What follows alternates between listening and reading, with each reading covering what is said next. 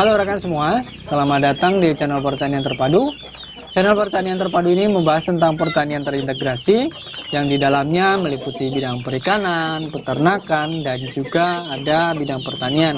Bagi rekan-rekan semua yang baru mampir di channel ini, jangan lupa saya mohon dukungannya dengan memberikan like, comment, share, dan juga tak lupa untuk subscribe channel Pertanian Terpadu. Subscribe ya, agar tidak ketinggalan berbagai informasi menarik yang rutin saya bagikan. Nah rekan semua, pada kesempatan kali ini kita akan berbicara mengenai bibit ayam yang paling bagus, khususnya untuk masa pemeliharaan ketika bahan atau harga pakan ayam mahal.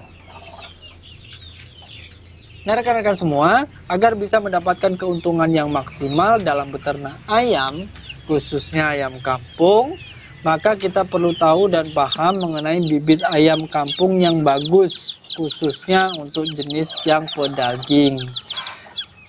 Tidak sembarangan, tidak semua bibit ayam itu bagus untuk dibesarkan, apalagi untuk jenis ayam pedaging. Ada beberapa kondisi mendasar yang harus kita perhatikan sebagai peternak dalam memilih atau menyediakan bibit ayam. Lalu bagaimana kita mengetahui bibit ayam yang bagus untuk dibesarkan? Apa syarat dan cirinya seperti apa? Pertama mengenai syaratnya. Syarat bibit yang bagus itu minimal ada dua hal. Yang pertama yaitu mengenai pertumbuhan. Ini yang tidak bisa kita tawar-tawar lagi rekan semua. Bibit ayam kampung yang bagus yang nantinya akan kita pelihara sebagai ayam pedaging, tentu syarat utamanya adalah memiliki pertumbuhan yang bagus, pertumbuhan yang maksimal, cepat besar. Kalau mau untungnya pasti dan maksimal, ya pelihara bibit ayam yang pertumbuhannya bagus, cepat besar itu tadi. Ini merupakan syarat wajib yang harus kita penuhi sebagai peternak. Jika tidak, peternak akan berurusan dengan kos pakan atau biaya pakan yang membengkak dan juga resiko yang lebih tinggi. Lalu apa yang harus dilakukan? Ya cari bibit ayam dengan cara membandingkan pertumbuhannya. Perhatikan lama masa panennya atau usia panennya, kemudian kebutuhan pakan yang dihabiskan itu bagaimana. Jangan pakai bibit yang usia panennya itu lama, kemudian konsumsi pakannya itu banyak. Nah ini untuk rekan-rekan semua yang membeli bibit dari penyedia, dari orang lain, perlu dipelajari terlebih dahulu seperti ini. Pertama, pertumbuhannya seperti apa, panen di usia berapa hari, panen di usia berapa bulan, itu harus kita pastikan terlebih dahulu. Kemudian kebutuhan pakannya seperti apa, sampai panen itu habis pakan berapa sak misalnya, itu juga perlu ditrace, dilacak dari ayam-ayam yang sudah dipanen sebelum-sebelumnya, dari peternak-peternak lain yang sudah memakai bibit-bibit tersebut. Nah itu bisa kita lakukan dengan cara seperti itu.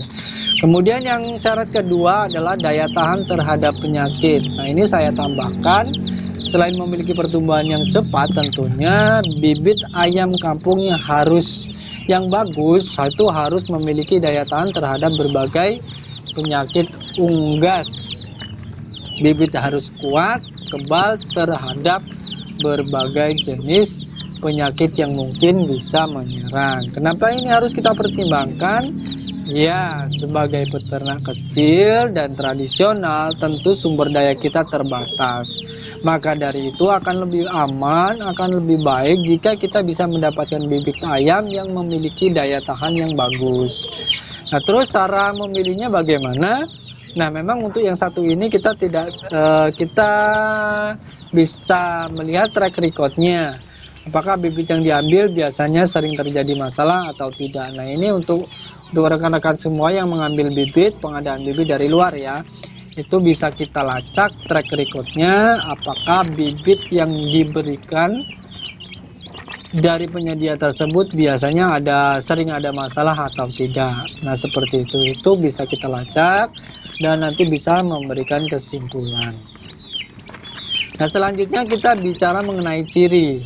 Mengenai ciri, sebenarnya tidak ada ciri khusus yang mengindikasikan pertumbuhan dan kekebalan ayam.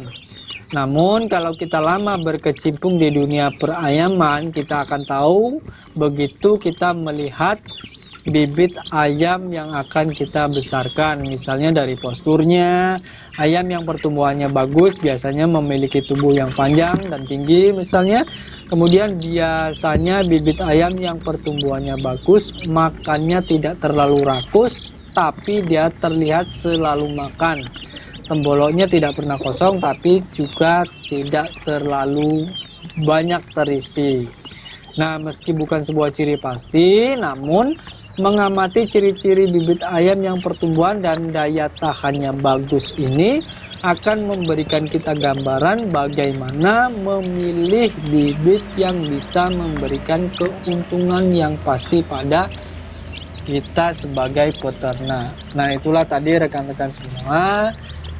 Ada dua penekanan yang perlu kita cermati, yang perlu kita ingat-ingat ketika kita menyediakan bibit dari luar, yaitu pertama mengenai pertumbuhannya seperti apa, kemudian daya tahan terhadap penyakitnya seperti apa. Jangan lupa juga untuk membandingkan atau mencari informasi mengenai kebutuhan pakan untuk ayam-ayam yang biasanya diambil dari penyedia bibit ayam tersebut. Dengan begitu nanti kita punya gambaran yang lebih lengkap lagi dan bisa memetakan kebutuhan pakannya seperti apa, kemudian nanti pertumbuhannya seperti apa, panennya seperti apa, nanti bisa kita antisipasi atau kita siasati atau kita kondisikan agar sesuai dengan target yang kita inginkan.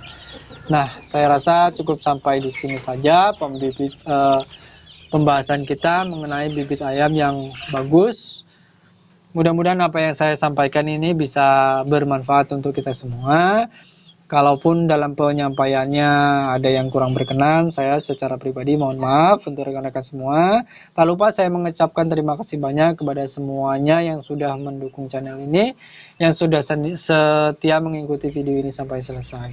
Terima kasih. Mudah-mudahan rezekinya tambah lancar semuanya. Sampai bertemu pada video-video saya selanjutnya.